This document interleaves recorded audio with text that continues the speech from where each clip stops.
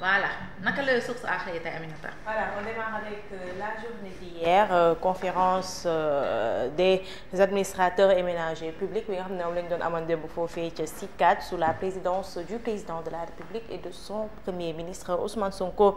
Respect dû aux membres du gouvernement, autorisation ministérielle et interministérielle pour le recrutement, la budgétisation, le partenariat, choix stratégique des CIA et des DG soumis au ministère compétent. Diomaye veut redonner vie à l'administration. Voilà mu bokk ci ponk yi nga xam ne dinañ ko gën a yaatal ci kanam. Entretien exclusif avec Abdoulaye Madi Ndiaye, premier patron noir de l'aviation civile européenne et candidat malheureux à la présidentielle de 2019 et 2024, qui est très dur avec Pastef. Selon lui, ce pays n'a toujours pas compris qu'il fallait mettre les hommes qu'il faut à la place qu'il faut. Il a toujours négligé la science et les techniciens au profit des politiciens, préféré les haut-parleurs aux hauts dirigeants, et il a toujours manqué de vision d'avenir au profit du quotidien. Je pense qu'il était déjà difficile de travailler avec l'ancien régime.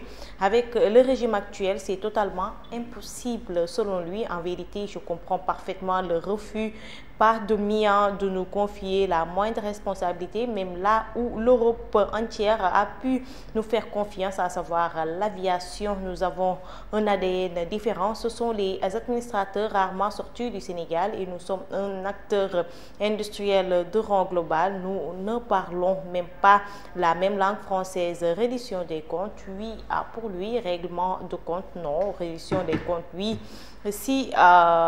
Ciblage de comptes spécifiques, non. Tous les voyants de l'économie virent au rouge vif, comme l'avait prédit le FMI. Dette, chômage, déficit, inflation. La reddition des comptes ne devrait pas être capée à une période précise, mais couvrir des mandatures entières.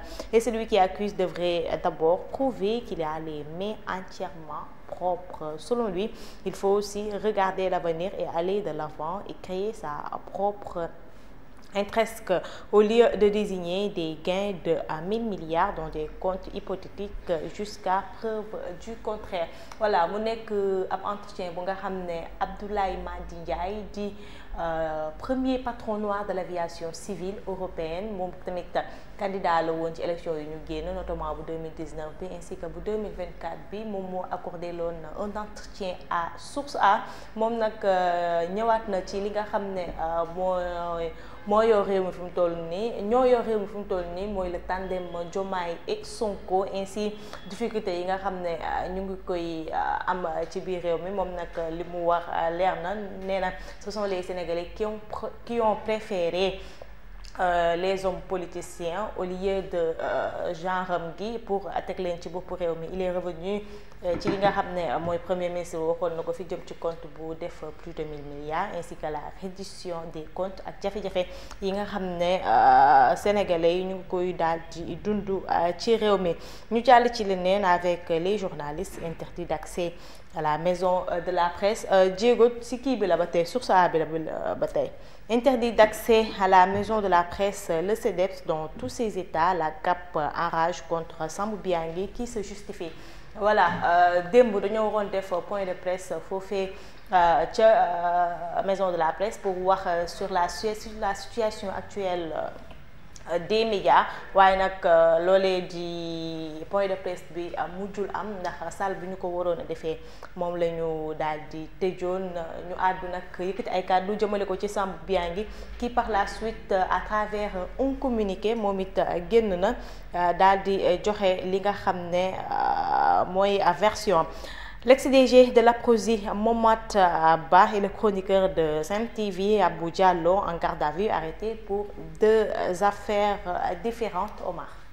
waaw Abou Diallo, bon, par rapport ak propos yi nga xam ne ni tërir na ko, ñu jàpp ni en fait ce sont des propos ethnicistes donc il a été placé en garde à vue. L'ex-DG de l'APROSI Momad Ba moom c'est dans le cadre de l'affaire Tabaski Ngom ak Moustapha Diop. Leen li bon wax nga ko par rapport ak le CDEPS bi nga xam ne nii bon dafa waroon amal démb janook taskatu xibaar yi léegi nag ñu waroon ko defee maison de la presse mais finalement bañ demee maison de la presse dañ leen bañ a tijjil bërëb bi moo tax nag ñoom ñu mujj dal ci kaw ki nga xam ne nii mooy Sambou Biagui nga xam ne mooy actuellement directeur maison de la presse il s'est expliqué comme quoi que gars yi dañ ko waroon a yëgal avant ne bu fekkoon yëgaloon nañ ko rek moom dina leen ko tijjil sans problème waaye ñee tamit lu ñu xamle mooy ñoom d'habitude dañ doon def foofu ay conférence de presse sans problème jarul yëgal ak yooyu ñoom bu ñëwoon rek automatiquement dañ leen doon tijjil maison de la presse donc mu doon loo xam ne nii bon di gis nañ démb la réaction de Maïmouna Ndour Faye ak Sambou bi waaw moo ci jaaxal ñëpp. kon léegi bu mu tuddati maison de la presse nañ ko wutal beneen tur. maison de la Pastef. parce que nag dugg sa kër di yëglu moom mosuma koo gis. doy na waar daal leneen li c'est par rapport à Abdoulaye Madi Ndiaye gis nga lu mu wax ci dëkk bi ak tamit sénégalais yi lan moo tax d'habitude ñuy tànn ñi nga xam ne ni ay populistes lañ en fait comme waa Pastef rek parce que nee na ay populistes lañ ay nit lañ ñoo xam ne nii génnuñu réew mi daanaka xamuñu lu bëri ci réew mi bon wax na sax ci affaire lu ñuy dalee ci kaw français yi xam le ni en fait am na ay dëkk yu bëri yoo xam ne nii ñoo ngi liggéey français problème amul donc maanaam bu ñu jël wàllum populisme boobu jiital ko sur les relations avec la France jàpp na ni en fait bu fekkee ni war nañu mën a liggéey ak France war nañu mën a liggéey ak moom ba pare bon en tout cas lu mu wax rek ci dëkk bi par rapport ak reddition des comptes gis na ni en fait reddition des comptes boobu warul doon loo xam ne nii maanaam dañ ko jëmale ci benn boor rek ba pare tamit waruñu ko yemalee peut-être ci magistrature bi mais maanaam ci ancien régime bi rek mais maanaam reddition des comptes boo xam ne nii dafa war a gën a large waaye nag laaj nañ ko aussi par rapport ak liggéey ak waa Pastef mu ne moom bokkul ak ñoom sax ADN parce que ñii ay administrateur lañ yoo xam ne ni mosuñu génn réew mi xamuñu lu bari daal moo tax moom mënul liggéey ak ñoom nee na sax bon waroon nañ ko fi jox li nga xam ne nii moom mooy ANACIM wala Air Sénégal bëggoon na yor ñaari kuréel yooyu parce que moom c'est le premier patron noir de l'aviation civile européenne c'est une grosse pointure en fait qui a travaillé avec Thales il a participé à la conception aussi des Airbus ak yooyu donc c'est un ingénieur très qualifié leneen li c'est par rapport ak Bassirou Diomaye Faye démb conférence bu amoon mu ci doon wax ci administration mooy li lëmbe réew mi mooy actuellement on a des barres budgétaires trop faibles maanaam président daal nee na dëkk bi amul xaalis léegi nag comme que dëkk bi amul xaalis moom administration bi foog ñu xoolaat ko tëggaat ko xool nu muy doxee donc ku nekk ak ni nga koy jàngatee waaye ñenn ñi jàpp nañ peut-être état daf ñuy annoncer indirectement que peut-être prochainement dina am ay défaut de paiement au niveau de l'administration wala je sais pas dinañ wàññi ay en tout cas peut-être ay emploi yu bëri mais en tout cas daal ce qu'il a dit c'est clair en tout cas y a pas de l'argent au Sénégal lu waaye mën a def nag na ko def Fatima mais actuellement daal en entendant parler le président de la République Bassirou Diomaye Faye vraiment on a des raisons d'avoir des craintes quant à l'avenir du pays parce que actuellement gis nga ni la situation est difficile yaa ngi dégg ñu ne le ministre des finances le ministre des finances yaa ngi dégg mu naan ñu naan da doon leb 43 milliards mais xam nga 43 milliards moom du dara. levée de kii nga doon dugal keroog ci kii bi lan la. démb la waaw mooy 43 milliards yu mu levé mais xam nga. waaw ñu leb mais xam nga 43 xam nga en fait situation bu ñu nekk actuellement mooy.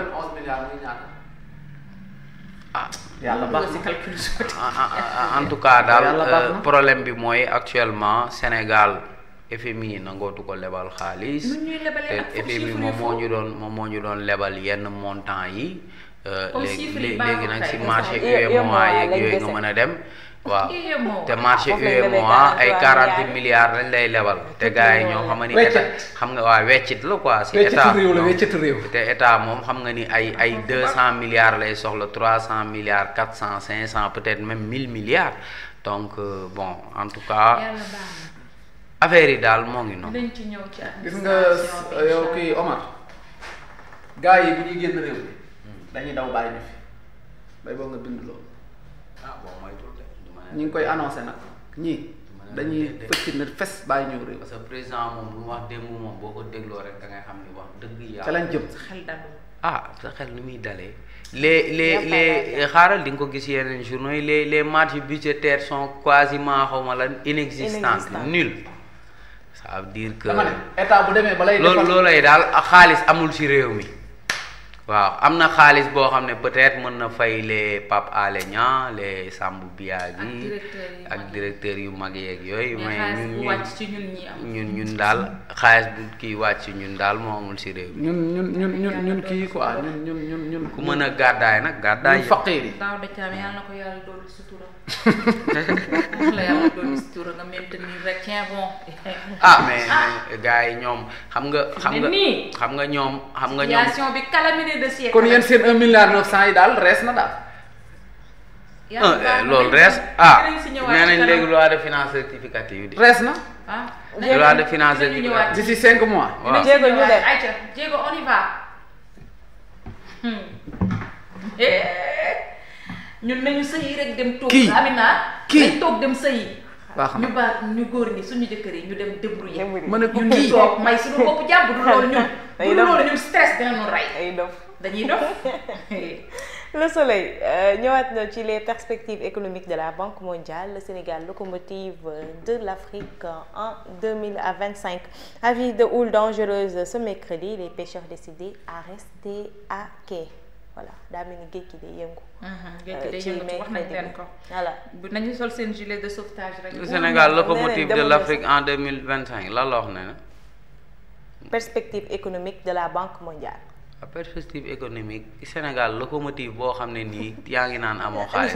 locomotive bu amul carburant. c'est ñuy naxee daal man nax ñu ngi ñuy nax fenn de. man locomotive bu amul carburant moom li muy doyee. bu ñu génnee ñun si pays yi nga xamante ne ñoo gën a ñàkk pays moi ñoo gën a kii ñu génn ci ligne boobu après ñëwaat waxaat lii après ne kees gi amul xaalis. te loolu noonu sax du dëgg de loolu processus bi. maanaam Sénégal danoo ne ci yoon wi. waaw moom dañ nekk maanaam léegi xam nga liggéey nañu 20 ans yi def nañ ay développement léegi processus boobu ñoo ngi koy soog a commencé maanaam pour évaluer ko. ñoom sax xam nga ñoom maanaam. ñoom liñ la wax moom Sénégal. c'est-à-dire génn na ci pays yi gën a ndóol. léegi li des pour Sénégal maanaam neex wala ci ñii la xam nga dégg nga li Youssou Ndour di wax naan li ci des suñu dute la borom a koy suukar. ñii nag ñoo war a suukar dute di Fatima. xewer kay. waaw parce que Youssou Ndour way na nee na li ci des suñu dute la. léegi nag ñoom li neex yi ñëw na fi dute bi yëpp mat na suukar baa ngi fi lépp a ngi fi mais ñoom ñoo amul capacité. ñun meew lañ bëgg meew waaw meew lañ bëgg meew. Efficacité et efficience de l'administration sénégalaise, le chef de l'État campe les enjeux. Bassirou Diomaye, selon Bassirou Diomaye Faye, nous avons une administration républicaine mais souvent figée dans des schémas dépassés vers la création d'une agence nationale de centralisation de la commande publique. Ousmane Sonko sur le cas de corruption dans l'administration, c'est l'ère de la tolérance zéro. C'est l'ère de la tolérance zéro. Pas de corruption. États-Unis, Donald Trump revient à la Maison Blanche. Lagowa est-il menacé? Démb gis nga man Melania Trump je l'adore. dañ ma ko nettali. C'est à la France 24. sama benn inconditionnel. gis nga Melania Trump chapeau. mooy chapeau de la gloire. mais j'ai bien aimé nag. ba muy naan il n'existe que deux sexes. mais est-ce que xam nga ni kii. foofu moom bëgg naa ko ci lool. léegi nag Jamra nee na. ana kii bi Omar. yaa ngi may déglu. supprimer naa ko xaw ma. Jamra nee nañ fukki weer a ngi nii ñuy daw ci criminaliser homosexualité. président France bi Amérique bi dafa yegg rek ne désormais à partir de maintenant. góor moo fi am ak jigéen. ñu tuddati Poutine moom nee na amul parent 1 amul parent 2 papa et maman. waaw Sonko mu ne. dañuy toloore daal di gérer. te kenn mosu leen a bunduxatal te loolu moom du dëgg yàgg nañ leen a bunduxatal. Allahu akbar. dëgg la de Trump moom Trump moom il a été clair. Ah oui, moom il a le mérite de respecter ses promesses. Tout à fait. Je vais mettre fin aux guerres. Il avait dit que je vais mettre fin aux guerres dafa ne guerre yi bu ma ñëwee day kii ana guerre yi fi amoon. Liban Israël am na trêve. Hamas kii am na trêve. léegi ban guerre moo des peut-être Ukraine ak Russie te gëm naa ni dina si def kéem tolluwaay kàttan. nee na Nicaragua. mais la moo tax invité wul. waaw tey Nicaragua moom tey lay commencé. la moo tax invité wul Macron. ah mais Trump ak Macron dañoo bokkul ay kii nag. beneen bi stop mooy waxi Nicaragua wax na si ak nu mu tudd. Mexique mur bi mur Mexique bi. mur boobu moom da koy àggali te xam naa dana ci yokk longueur. waaw kii li kii yi bëgg li américain yi bëgg loolu la leen di defal. Trump vice président moo gën a bandi. non. États-Unis ñaar ñu yor seen réew mi garaaw. man bëgguma ko woon vraiment mais je l'aime bien mais juste que nag on déplore la présence de l'Afrique parce que amul benn présence su Afrique ci kii wam bi. Congo nekk fa woon. non y a pas d'Africains là-bas. y a pas d'Africains là-bas. Babacar comment il s'appelle l'ancien DG de la RTS Babacar Diagne xam nga moom ambassadeur États-Unis la woon au Sénégal aux États-Unis démb dégg naa ko mu di ko wax ne présence Sénégal bu fa amul jarul ñu ci kii parce que dañoo war a xoolaat suñu bopp y a pas d'Africain boo xamante ni taxaw nga si prestation. parce que Trump moom il respecte pas les chefs d'État africains. amul ak ñoom benn affaire parce que nee na amuñu benn fulla. dëgg la wax. amuñu benn fulla ci seen bopp. oui. ay can ñu dem. waaye borom verre yi itam kenn du moom de. je ban jàmbur. man nga waxuma ko dara. voilà waaye nag les échos. waa tàll li moom ci xëtam bu njëkk sa man télé bi je vois très mal ce télé ah. dina ma rey si sama téléphone. tam xarit. pratique douteuse présumée dans la gestion des deniers publics. Tabaski Ngom fait tomber Mohamed Ba, l'ancien DG de l'APROSI, placé en garde à vue. Elle a dit hier, l'inspectrice du Trésor, totalement zen, l'amicale des inspecteurs du Trésor, tente de sauver Tabaski Ngom. Tabaski sauver la nag du yomb de. mais kay dem mu ngi woon dig tamit dafa mel. Moustapha demul ñibbi na non demul woon de chauffeur yi doo nga demoon. ay chauffeur am ñoo demoon mais chauffeur yi dañ koo setal de nee nañu tabaski musu leen a jox xaalis. waaye jox na leen ay t-shirt. ay t-shirt lañ fa daan jël. mais tabaski moom xanaa li mu doon joxe amul woon ay décharge. ay transaction ak décharge ak ay chèque ak jaar-jaar. tabaski tam nga génne décharge. loolu mooy abus de confiance man ma yor keesu jàmbur di ci liggéey yow nga may leb. waaw may tibb yenn saa yi nga ñëw ni ma jox ma foofu 10 millions jox ma foofu 5 millions ma lay jox en liquide ngay dem wóolu la tax amuma ci benn problème. moom en tant que moom dafa nekk ci benn structure ne yow inspecteur du trésor nga nekk nga ci benn structure yaa fay ACP wax nañ la lu leer yow nan nga war a di génnee xaalis yow léegi boo génneewul xaalis respecté critères yooyu mais lu am yow. da ngaa tooñ moo tax ma ne ko tabaski dafa tooñ mais dafa juum. elle a eu affaire à un homme qui n'a pas. un homme boo xamante ni il ne respecte pas ses engagements. Peut-être il avait besoin d'argent woy wax ko ne ko après woy dinaa ko rembourser je sais pas. waaw moom nag elle a eu confiance en lui parce que ñoom dañuy leble de. mais du ma joxe ci ay somme benn montant du ma ko joxe sans décharge. ma ne la dañuy leble ñoom ci seen bopp dañuy leb ci seen kees di leble ci seen kees mais koo wóolu. demee ni meeru natt noonu. mais ay millions. Tabaski man je compatis mais vraiment yaa tooñ sa bopp franchement. affaire Farba Ngom Babacar Gaye crie à l'injustice et crache sévérité Farba Ngom est la victime expiatoire de l'échec prémonitoire d'une chasse aux sorciers. Ousmane Sonko, l'alpha et l'oméga de l'État Pastef qui finit de se mettre en place. Macky Sall est le principal homme visé par la machine répressive de l'État Pastef. moom gëw ma ko Macky. lu mu wax. mu ne Macky Sall est le principal homme visé par la machine répressive de l'État Pastef. xaraatam la. ko rek violence bii nii may. waaw yëmbal daa am ku ñu fa dóor ba mu dee ba ñu aj nawetaane. violence c'est un jeune de Farba.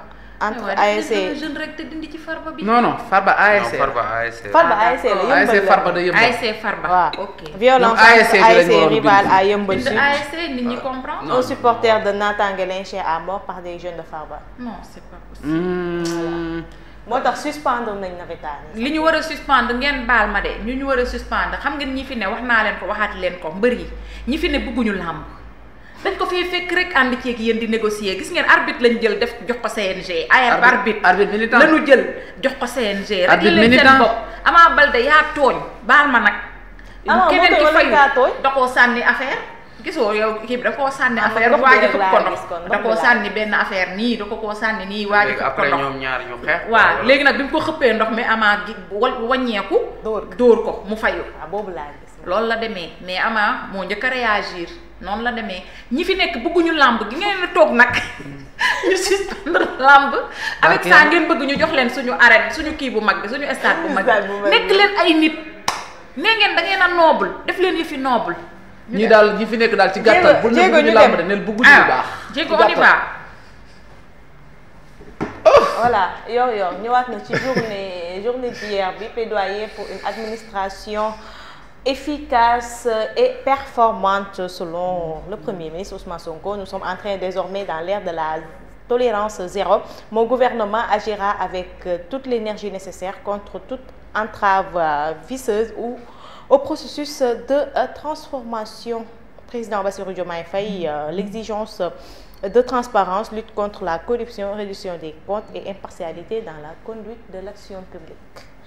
Mise en branle de la machine judiciaire, Abou Diallo, Oumar Sow et Farba Ngom dans l'étau de la justice, selon le journal. Acha ñu dem.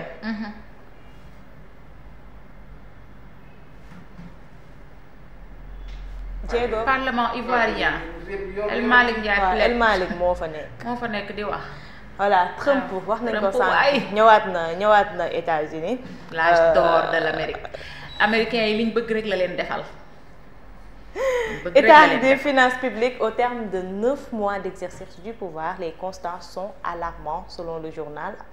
Après le Premier ministre, le président Bassirou Diomaye Faye enfonce le clou. Nous faisons face à un État contraint dont les marges de manœuvre budgétaires et financières n'existent quasiment plus. dañoo dugg rek kay Farba Ngom convoqué pour audition aujourd'hui à 16h. loolu la mooy assemblée. waaw c'est partisan ce qui mais mobiliser mais man information bi ma jot démb dañu ni Farba jot notifié wuñ ko benn kii c'est Ablaye Ndiaye chargé de com bu Farba. moom waaw démb ay 22h déggante nañ ay 22h. man am na maa ngi dégg de ñu naan Farba Ngom fee foo bon xaw ma. mu ni notifié wuñ ko kii bi séance bi ne notifié wuñ ko waxaluñ ko ndax joxuñu ko kii bi notification comme quoi que dafa war a ñëw. Enfin, c'est compliqué. Division spéciale de la cybercriminalité, le chroniqueur Abou Diallo en garde à vue. Il est poursuivi pour jeter le discrédit sur les institutions susceptibles de troubler l'ordre public et constitue des appels à l'insurrection. Oumar Sow attendu aujourd'hui.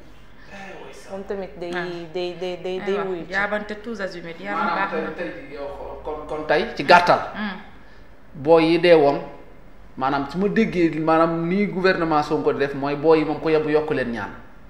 ci appel à l'insurrection lañ dee woon de Sonko nee leen ne nag baaxut kon léegi leer na naññi ñi Sonko waxoon génn leen mortel combat ñu génn dee leer na ku ci am mbokk bay boo nga gën a yokk ñaan xam ne bu dajeeg yàlla xaw ma lu mu koy wax.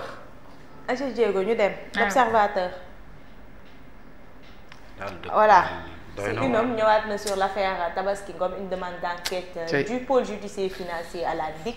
Tabaski Ngom coule l'ex-DG de l'APROSI à l'arrestation de Mohamed Bah et le vaste réseau de transactions financières douteuses mêlant détournement de deniers publics, prêts non remboursés et soupçons de collusion politique. Des audios et documents compromettants entre les mains des autorités judiciaires pourraient être confrontés aux mises en cause dans les prochaines étapes de l'enquête. Le plan A3 entre Tabaski Ngom, Mohamed Bah et Moustapha Diop pour régler une urgence. Cybersécurité, Abou Diallo passe la nuit à la police du plateau et risque le mandat de dépôt selon le journal. moo baax moo jullite moo baax. c'est lii. cat du wees. Moi je le connais pas kii laa xam Ibrahima Pouy. mais il est très gentil. C'est un homme intègre très gentil je vous dis. jullite. foo ko fekk mi ngi yor kurusam Abou Diallo foo ko fekk kurus la yor. je le connais pas non il est bien man musuma ko déglu. il est bien ba pare am xam-xam. Abou Diallo avant ces événements mës nañu toog mu ni ma lan moo tax jeunes yi duñu dem imprégné wu ci li fi xewoon Sénégal pour ñu mën cee mën a defar tey boobu c'était sous Macky Sall boobu yi yëpp xewu fi woon. J'étais face à quelqu'un boo xamante ni vraiment xam-xamam dépassé na sax man li ñuy def nii simple chroniqueur muy lancer ay pic au gouvernement mais xam-xam la daan waxee cat nag du wees man loolu laa ko jàppee ndog aussi du wees ndog aussi du wees voilà mais bon yàlla ba xëy na nag yi toll nañ foo xam ne day waxe dënn parce que am na nit ñoo xam ne am na foo xam bu ñu fa tollee nga laal yenn yi ci ñoom rek peut-être que dinañu mën a réagir mais yàlla na ko yàlla génnee ci xat-xat yi procureur boo xam ne nii tamit gars yi dañ naan ko procureur lu muy xaar pour def lii mu jàpp waaw automatiquement mu réagir loolu la de maanaam réseau yi bu ñu kàccee rek procureur woo la de procureur jàpp waaw bu yor waxee procureur exécuté bu yor waxee procureur tàkkusaan jug tàkkusaan yor mooy génn yor procureur jug timis waa collectif taatu neen yi duñ leen bàyyi Mamata jar ñu leen di convoqué Mamata baal leen yow koy waxal ci waa ji kii rey jabaram il a passé aux aveux de waaw les terribles aveux de l'homme qui a tué puis découpé sa femme en morceaux. La dictée de ce temps il est déroulé d'une mise à mort atroce. kooku de bal rek moo ci jaadu woon. découpé fii laa ko Omar naan ma déet waaye Fatima nañu indiwaat peine de mort. jërul peine de mort kii alkaati bi waroon rocc rek ne ko bal tuy ñu ne daa piqué crise jeex na ñu jël suuli. comme ni ñu def waa Congo. Diego, on termine par le sport. Tribune. Voilà, demi-finale de la zone 1 de Yeumbeul, un mort enregistré, le championnat les Navétanes suspendu mooy ASC Farba bi Yeumbeul avec jeune bi décédé. Après sa victoire sur Gris Bordeaux, Zarko écarte Sa Thiès et Eumeu Sène, Tapha Tine ou Ama. Moom bëggut a bëri ak Sa Thiès nga nag xaru bari na ay façon. moom bëriwul ak Sa Thiès. pourtant Sa Thiès nag c'est un bon combat. Zarko Eumeu Sène Tapha Tine ou Ama Baldé aussi. mais bu mu écarté kenn Sa Thiès ak Tapha Tine lañu war a boole waaye Sa Thiès Tapha Tine combat la. Sa Thiès Tapha Tine. combat la waaw combat la de mais ça il est au top ça moo gën a nekk au top mag ji sax. wala mu xaar Franc. en tout cas Franc ak kii de Ama de moom bu yeboo bu ngeen defati face to face ngeen def ko visio. ñoom nañ xaar le 16 kay soreetu. waaw ngeen def ko visio mais bu ñu taseeti parce que adrénaline bi yéeg na ba ca kaw si ñaari kii yooyu noonu. Merci beaucoup Néné Tuuti on te retrouve léegi pour la dernière partie de cette émission à tout de suite.